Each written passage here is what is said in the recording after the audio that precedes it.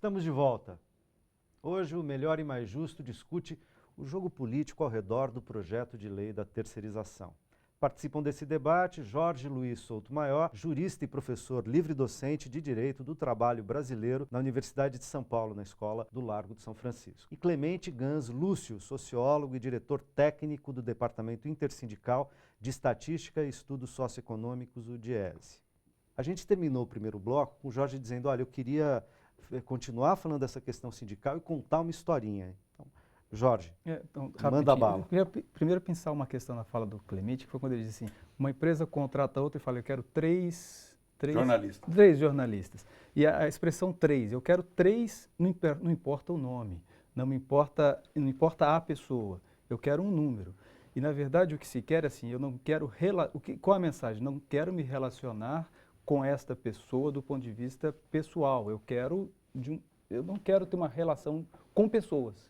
Porque pessoas ficam doentes, pessoas têm problemas familiares, pessoas são pessoas. Pessoas, né? Fazem movimento, se organizam sindicalmente, elas querem que sejam ilustres desconhecidos. Em um processo recente lá na vara que eu estava julgando, a empresa tomadora de serviço disse isso. O reclamante terceirizado não era meu empregado, ele era um ilustre desconhecido, ou seja, eu não quero conhecer, não sei quem é, pouco me importa. Essa é a mensagem que está posta de forma subliminar na terceirização.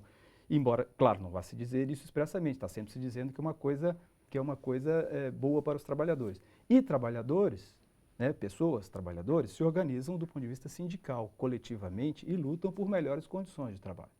E esse é o ponto essencial desse projeto de terceirização, que é contra a mobilização sindical. Se não, vejamos, aí vem a questão da historinha. A entidade representativa das empresas, das indústrias em São Paulo, em 1925, diante da primeira lei brasileira de férias, fez um manifesto extremamente rigoroso dizendo não queremos leis trabalhistas no Brasil. Resumidamente era isso. Em 1933, essa mesma entidade, diante da legislação trabalhista de Vargas, já em grande número, veio e disse, não, muito boa a legislação trabalhista, somos a favor da legislação trabalhista. Perceba, as mesmas representantes de indústrias que há pouco tempo atrás diziam a CLT faz mal para o Brasil, a CLT é atrasada, direito trabalhista atrapalha, não queremos direitos trabalhistas, está agora aprovando, sendo a favor de um projeto que é uma lei com 28 artigos regulando uma relação de trabalho, apoiando uma intervenção do Estado nas relações de trabalho.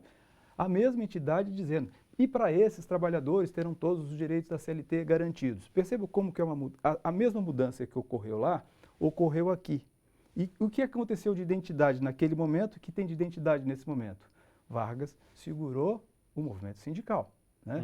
Não todo o movimento sindical, mas um movimento sindical oficial, ou seja, houve um contraponto. E agora o que se quer com essa é diminuir a capacidade de organização dos trabalhadores e os sindicatos que cada vez mais nos últimos anos estão se mostrando mais organizados e lutando por melhores direitos. Então percebe que na essência, a essência mesmo das duas manifestações é para destruir o poder de organização da classe trabalhadora por meio da sindicalização. E este projeto da terceirização essencialmente conduz a isso. Eu fico imaginando o seguinte, como é que você trabalha com terceirizado a questão do PLR, da participação em lucros e dividendos e resultados? Como fazer isso? É possível? Não é possível? Está previsto? Não está previsto? Negociação salarial. Como que eu faço negociação salarial se se quer estabilidade salarial? Porque uma das coisas que configuram a terceirização ou tem configurado no Brasil, é a rotatividade de mão de obra, né? Que é uma coisa que também parecia relativamente estabilizada, superada, ela volta muito fortemente e, sobretudo, com os trabalhadores terceirizados, está certo, Clemente? Exato. Em tese, os trabalhadores terceirizados estão legalizados do ponto de vista da relação de trabalho. Eles têm uma empresa que os contrata, tem carteira de trabalho assinada, eles têm um sindicato que os representa.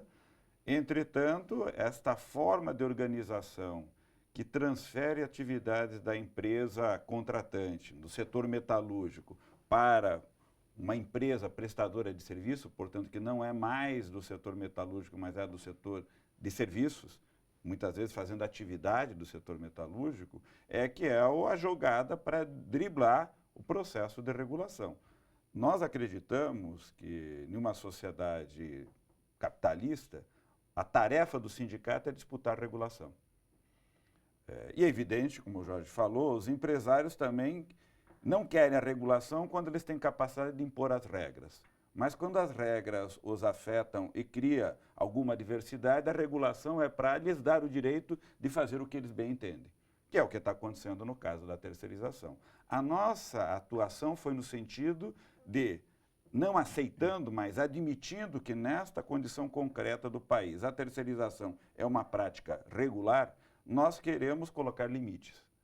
Em dois sentidos. Por um lado, não permitir com que se expanda para a atividade fim, aceitando a condição anterior, mas colocando sobre a condição anterior pressupostos de maior proteção.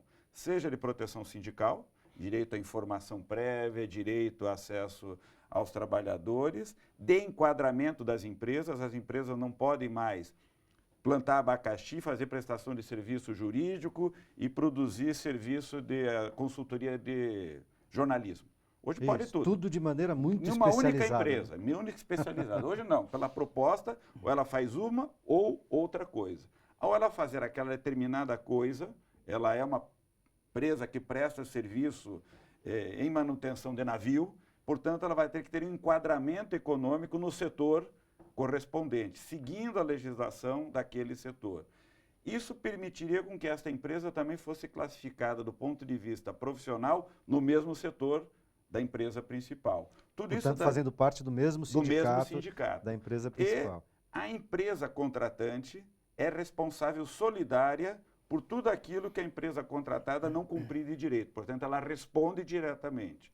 Além disso, ela é obrigada a tomar todas as providências, desde o momento da contratação, para garantir os direitos, os pagamentos e as condições de saúde e segurança. Então, isso gera para o sindicato um poder maior de intervenção naquela situação e de proteção dos trabalhadores. Mas é isso que os empresários não querem, não é? Isso está na parte do projeto já aprovada, que foi a primeira parte no Congresso que foi majoritariamente aprovada e que fez parte do acordo que as centrais sindicais construíram. No que não houve acordo foi no limite, porque os trabalhadores não aceitam a ideia da possibilidade de terceirização da atividade fim, e eles colocaram um limite,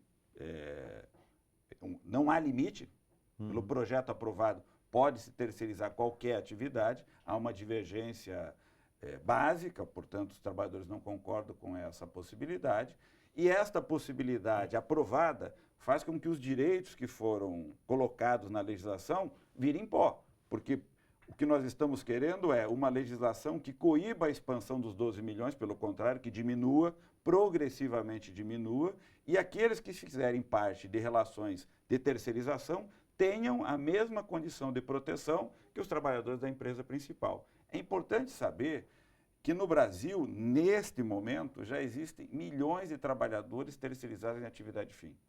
Muitas vezes protegido por um sindicato que atua vigorosamente, que protege, que dá igualdade de condições, e o problema não aparece.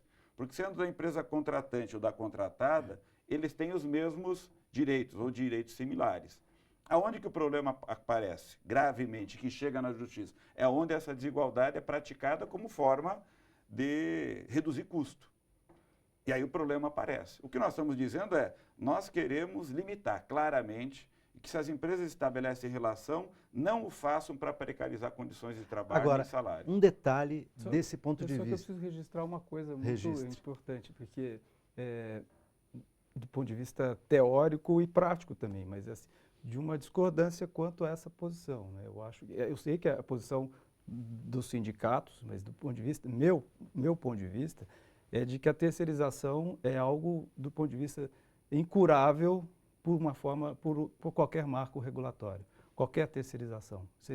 Ainda que o ideal, isso seja, digamos assim, de um radicalismo sonhador, digamos, alguém dirá, né, eu pauto minha lógica pelo fim da terceirização como um todo, né, e não para regular a terceirização como digamos assim, porque ela provocar um mal menor. Até porque, assim, a gente tem, em direito, em termos de direitos humanos, e pensando do ponto de vista de uma sociedade efetivamente justa e melhor, né, na projeção, a gente tem que superar algumas deficiências, superar alguns limites, né, pensar nisso. É como se alguém, por exemplo, juridicamente, quiser me convencer que é possível um trabalhador que saia, ou uma trabalhadora que saia do trabalho, passar por uma revista, né? E aí estabelecer quais os critérios que aquela pessoa vai passar por uma revista para saber se ela está furtando alguma coisa, essa coisa, né? Quais são os critérios? O critério, a pessoa tem que ser, digamos assim, tem que ser um sorteio, não pode ser identificada, tem que ser por pessoas do mesmo gênero, ou seja, alguns critérios para autorizar uma revista íntima de uma pessoa. Para dourar a pílula, né? Eu jamais vou conseguir achar um argumento jurídico. O aviltamento da relação está dado e não podia ter revista, sob nenhum tipo de ponto. Né? Mas como que a empresa vai fazer para garantir o seu patrimônio? Olha, eu não sei como que ela vai fazer, mas fazer revista íntima no trabalhador e na trabalhadora não vai fazer juridicamente, não pode, porque ferir o direito fundamental. Então, para coisas assim, o raciocínio tem que ser radical, de não permitir nenhum tipo de fresta. Eu acho que a terceirização é uma fresta que se abre, que atinge, porque o que a gente fica tentando fazer é exatamente isso. Como a terceirização não vai precarizar, mas a própria existência dela já é uma precarização, já é uma intermediação. O que o Clemente dizia, ela já existe, né? Ela já é praticada há décadas, então, como a gente, na correlação de força... Oi? Não, o problema eu entendo o raciocínio que o Jorge está colocando, e acho que é uma forma de olhar as relações sociais. Entretanto, nós não estamos no mundo ideal e nem estamos nas condições ideais. Nós disputamos em uma sociedade capitalista que explora o trabalho, certo? Sim.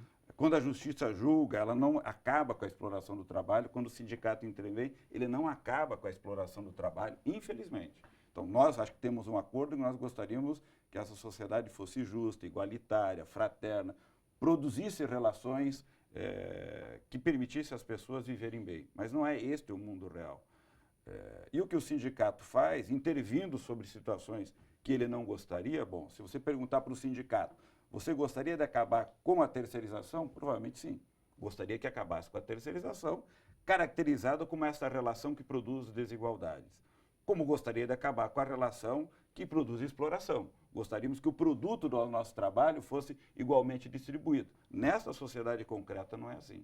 Nós intervimos por meio do sindicato, lutamos para que a Justiça do Trabalho consiga diminuir a desigualdade para produzir relações menos desiguais e menos injustas. Não há nada de injusto em uma relação de trabalho. Portanto, a intervenção sobre a terceirização é diminuir essa desigualdade. O melhor é que não tivesse. O melhor é que a gente voltasse para trás e dissesse, vamos acabar com esta possibilidade. Nós temos força para fazer isso? Sim, a correlação de forças não permite isso. As relações no país... O Brasil é o único caso, não, pelo contrário. 75% da força de trabalho do mundo trabalha em situação de insegurança, de informalidade e boa parte de terceirização. 75%. É a maioria, a esmagadora maioria. Nós lutamos para que isso seja revertido, mas é uma luta de séculos. Neste caso, nós acreditamos que nós deveríamos ter uma regulação capaz de coibir a expansão da terceirização e que fosse incentivadora da sua regressão. De que forma? Imputando às empresas contratantes a responsabilidade de, se elas querem contratar um serviço especializado, o façam, isso faz parte da regra capitalista, sem precarizar. Então, e dá poder ao sindicato, ou seja, de fazer essa associação. Tornando a terceirização não atraente, né? Do ponto de vista da precarização. Para o empresário, exato. Interessa se ele puder fazer mais lucro, se ele puder pagar menos, se ele puder não ter responsabilidade. Se ele tiver que ter tudo isso, talvez ele não queira terceirizar. Mas eu preciso fazer mais um rápido intervalo. Todas as vezes que eu vou fazer intervalo, eu interrompo o Jorge, mas eu devolvo a palavra para ele na volta. Até já.